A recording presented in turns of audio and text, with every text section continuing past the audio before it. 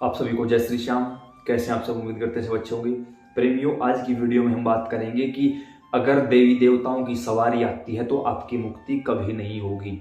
ऐसा मेरे पास एक बार नहीं 1000 बार सवाल आए हुए हैं, तो ये लगभग सच्ची बात है, सच्ची घटना है। अब इससे छुटकारा कैसे पाना है वो आपको आगे बताऊंगा, और क्या क्या सारी सावधानियां रखनी, सारी बातें बताऊंगा। सबसे पहले आप एक बात सोच के देखिए, जिन लोगों के पास सवारी है, यानी जिन लोगों के ऊपर पितरों की, कुल देवी कुल देवता की, अपने इष्ट की या गुरु के द्वारा दी गई किसी शक्ति की सवारी आती है, तो सोच के देखिए, पहले सवारी आती थी और एक आज आती है, क्या वैसी आती है? नहीं आती। पहले ज्यादा अच्छी थी, अब अच्छी नहीं है, क्योंकि अंश टूटते जा रहे हैं।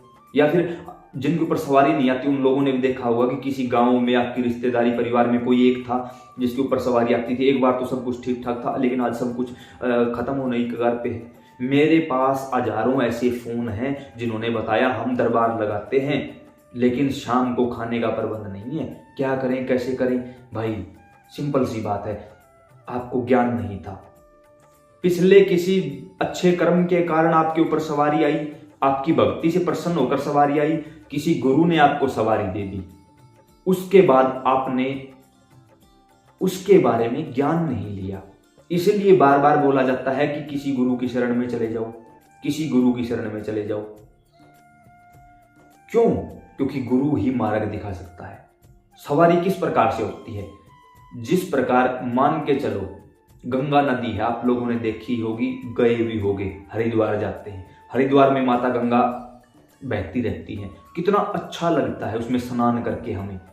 अब देखिए, जब तक वो लिमिट में है, मर्यादा में है, करोड़ों लोगों का जीवन को उसने सुरक्षित कर रखा है, करोड़ों घरों में उनके कारण खाने को आता है। लेकिन जब अत्याधिक पानी के कारण वो अनियंत्रित हो जाती है तो करोड़ों घरों को वो तबाह भी कर देती है।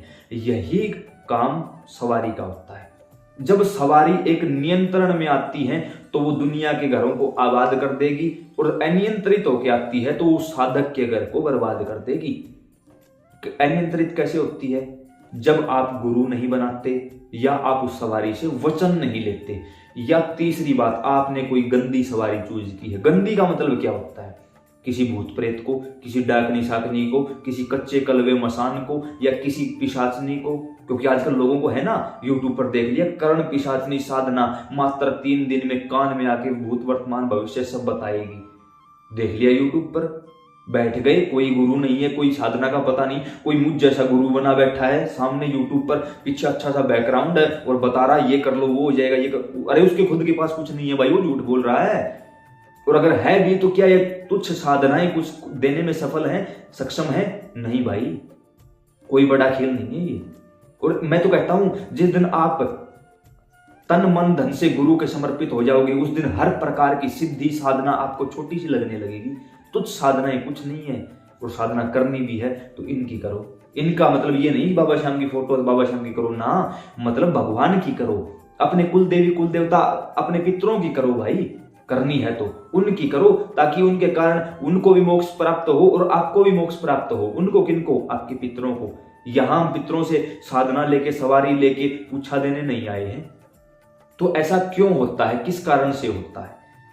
देखिए, आप लोगों ने देखा होगा अपने आसपास कि कल तक किसी भक्त के पास सब कुछ था, फिर कुछ नहीं बचता। उसका कारण है क्योंकि उसने नियमित साधना नहीं की, गुरु के पास वो नहीं गया, वचन नहीं लिए। मुक्ति नहीं होती। कैसे नहीं होती? अब मेरे पास एक केस आया था, उसमें एक लड़के ने कहा कि एक बार आपको मेरे घर चलना होगा, मैं हद से ज्यादा परेशान हूं, क्योंकि आज 1 महीने से ऊपर हो चुका है और मेरे पिताजी मर नहीं रहे हैं और उनकी हालत मुझसे देखी नहीं जाती। जब हमने वो उनके घर जाके वो चीज देखी तो उनकी हालत हूबहू वैसी ही थी जैसी उस लड़के ने बताई। तब जाके ठाकुर जी के आदेशानुसार पता चला कि भाई इस व्यक्ति ने कोई शक्ति, यानी किसी प्रकार की नेगेटिव शक्ति को सिद्ध कर रखा था, और उस शक्ति ने जीवन भर उससे काम करवाए थे। अब उसने लोगों का भला किया था, अब लोगों के पाप अपने सर ले लिए, और ऊपर से किसी छोटी मोटी शक्ति को वैसे ही सिद्ध कर रखा था उसने। तो मैंने कहा भाई इसने ऐसे ऐसे कुछ किया? कहाँ किया, ये झाड़े वगैरह देते थे, सब कुछ ठीक था। तो मैंने कहा वो शक्ति इसको मुक्त नहीं होने दे रही, वो शक्ति इसको जाने नहीं दे रही, तो अब क्या करें? तो हमने उससे कहा जब इस शक्ति को कोई और ले लेगा अब इसके शरीर से तो ये जाने दे सकती है। तो उन्होंने कहा आप ले लो। मैंने कहा मैं क्यों ले लूं भाई, और मेरा काम भी क्या है, मैं तो नहीं ले सकता। मैं इतना बोल के घर वापस आया। 4-5 दिनों के बाद वो लड़का दोबारा घर आया। उसने कहा कि आप मेरे साथ चलिए, वो शक्ति मैं लेने के लिए तैयार हूँ, मुझसे उनकी हालत देखी नहीं जाती। जाके उस शक्ति का ट्रांसफर करवाया गया, उनके शरीर से उस लड़के के शरीर में शक्ति को भेजा गया। यकीन मानिए 5 मिनट भी नहीं लगाई, उनके पिताजी की मृत्यु हो चुकी थी। केवल 5 मिनट भी लगी नहीं। अब उस शक्ति ने उस बच्चे के शरीर पर काम करना शुरू कर दिया। अब वो नेगेटिव शक्ति थी तो थोड़ा सा कुछ इस तरीके से उसके अंदर किया गया। अब मुझे ये बात का पता था कि आज इसकी ये हालत है तो लड़के की यही हालत हो जाएगी। उस समय वहीं पर जो उनका जो काम था वो काम करवाया गया, और जब दोबारा से उनके घर का शुद्धिकरण हुआ तो उस शक्ति से वचन लिए गए। कौन से वचन लिए गए, कैसे लिए गए? सबसे पहला वचन होता है कि जब भी हम आपको बुलाएंगे आप उसी समय, उसी जगह, उसी तरीके से आओगे। शक्ति वचन करती है। कैसे? हाथ में गंगा जल लेकर आप वचन करवाओगे ना, तो जैसे ये जल है तो शक्ति हाथ आगे कर देगी अपना, जिस व्यक्ति के शरीर पर आई है वो हाथ में जल लेगी कि हम आपको जब भी कहीं भी किसी भी प्रकार से बुलाएंगे तो आप आओगे। हाँ आएंगे, बोल लेंगे वो अपने मुख से, हाँ आएंगे, हम वचन देते हैं। और जिस भी देवी देवता के कोशिश करना अपने गुरु वचन ले उनसे, उस देवी देवता को साक्षी मानकर कहेंगे कि हाँ हम इनको साक्षी मानकर जल हाथ में लेके कहते हैं कि जब भी जहां भी बुलाओगे हम आएंगे, फिर जल को छोड़ देंगे। ऐसे ही फिर दूसरा वचन, हर प्रकार से हमारे परिवार की रक्षा करोगे, हाँ करेंगे।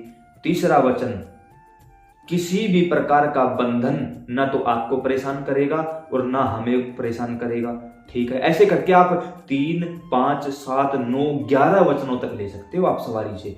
उसमें एक वचन ये भी होता है कि आप पूरी जिंदगी मेरा मार्गदर्शन करोगे और जब मेरी मृत्यु होगी उस समय आप मेरी मुक्ति में बाधा नहीं बनोगे। जिस प्रकार घर में लड़का लड़की 2 होते हैं, अब पता है एक माँ को कि लड़की की 20 वर्ष की उम्र में शादी कर दी जाएगी, लड़की दूसरे घर चली जाएगी, तो माँ को ज्यादा तकलीफ नहीं होती।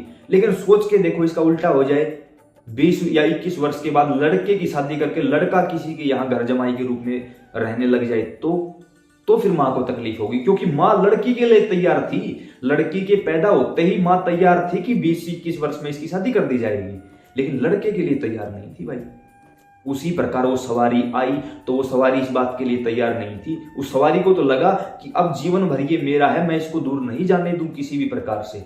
लेकिन जब आपने उससे वचन ले लिया कि जब मेरी विधाता द्वारा दी गई उम्र पूरी हो जाएगी उसके बाद आप मुझे रोकोगे नहीं और आप किसी अन्य लोक में नहीं भेजोगे मेरे को, भगवान के वैकुंठ धाम को भेजोगे, वो काम मुझसे करवाओगे आप जिससे मैं भगवान के धाम को प्राप्त कर सकूं।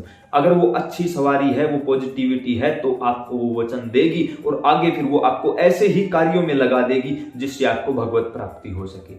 अन्यथा वो सवारी भी गलत है, वो सिद्धि, वो शक्तियां भी गलत हैं। और आप अगर उसका आप कंटिन्यू प्रयोग करते हो या वो वचन नहीं देती तो सोच लो आप किसी न किसी गलत चक्कर में फंसे हुए हो, किसी न किसी गलत सिस्टम में हो। रही बात कर्जा होने की, तो कर्जा होना एक अलग चीज होता है। जैसे कि शक्ति जो आएगी वो बोलेगी भाई किसी से लेना मत, निस्वार्थ सेवा करो, लेकिन उस शक्ति से आपको वचन लेना होगा कि भाई निस्वार्थ सेवा करूंगा तो तुम्हारा भोग कहां से लगाऊंगा, घर का खर्चा कहां से चलाऊंगा, सारा दिन अपना जो शरीर यहाँ बैठकर तपा रहा हूं उसका क्या फल हुआ।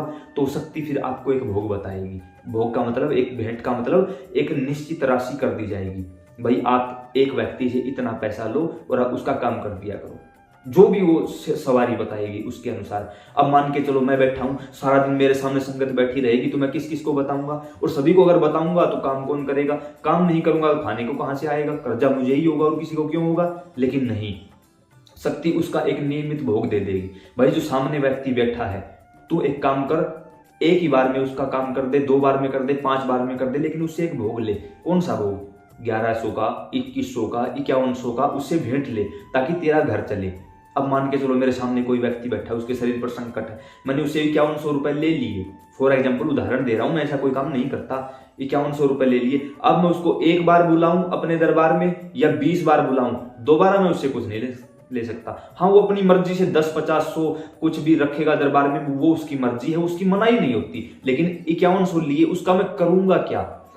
उस 5100 रुपए में से एक हिस्सा तो मैं मेरी देवी देवता के भोग में लगाऊंगा, दूसरा हिस्सा मेरे गुरु के नाम से होगा, बाकी जो बचा वो मैं अपने गृहस्थ जीवन में यूज कर सकता हूं, उसका मुझे कोई दोष कोई पाप नहीं लगेगा। लेकिन अब काम तो नहीं है, भोग तो मैं नहीं देता 100 रुपए का भी, और आपसे मांग लेता हूं 11,51,000 रुपए, तो वो फिर गलत है। वो कुछ दिनों का खेल है, उसके बाद दैवीय शक्तियां उस शरीर को छोड़ देती है। और जब मैं लोगों के संकट काटूंगा, मुझे ये ही नहीं पता कि संकट को रखना कहाँ है, क्योंकि एनर्जी को डिस्ट्रॉय नहीं किया जा सकता। ऊर्जा अच्छी हो बुरी हो वो नष्ट नहीं हो सकती, उसको कहीं पर स्थान दिया जा सकता है। जिस प्रकार उसने सामने वाले व्यक्ति के शरीर में स्थान लिया है, उसको शरीर से उठाऊंगा तो या तो मेरे देवता के नीचे रखूंगा या कहीं ना कहीं उसका बंधन करूंगा। और जो मुझे देवता के नीचे नहीं रखना आता, गुरु के पास ले जाना नहीं आता, कहीं बंधन करना नहीं आता, और मैंने उसके शरीर का तो काट दिया, अब वो गया कहाँ? वो भूत है तो यहाँ, जहां उसका रोग कटा है वो वहीं रहेगा, कुछ दिन वो मुझे परेशान नहीं करेगा। ऐसे करते करते 20-25 लोगों के संकट काट दिए। अब भूत तो हुए 25, शक्ति हुई मेरी 1, अब 25 भूत मिलके मेरी शक्ति को कंट्रोल कर लेंगे और फिर मेरे घर में तिगड़मबाजी कर देंगे, वो फिर हर प्रकार से परेशान कर देंगे। तो ऐसे करके अपने खुद की गलतियों के कारण भक्त बर्बाद हो जाते हैं, दरबार बंद हो जाते हैं, और जब वो मरते हैं तो उन्हें मुक्ति नहीं मिलती। तो आप पहले से वचन लेके रखिए, तो ही आपको किसी भी प्रकार की सवारी हो, चाहे आपके ऊपर किसी भी देवी देवता की हो, उनसे वचन लेकर रखिए, आप सुखी हो जाओगे, कोई आपको परेशान करने वाला नहीं होगा। तो ये बहुत कीमती जानकारी हमने आप लोगों के पास पहुंचाई है, तो उम्मीद करते हैं आपको समझ और पसंद आई होगी। अब जब लगे कि सब कुछ ठीक ठाक है तो वीडियो को शेयर कर दिया करो भाई, अन्य प्रेमियों के पास भेजा करो, चैनल को सब्सक्राइब कर लो, आपका अपना ही परिवार है। फेसबुक पर देख रहे हो तो भी आपका अपना परिवार है। प्यार प्रेम बनाए रखिएगा। जय श्री श्याम।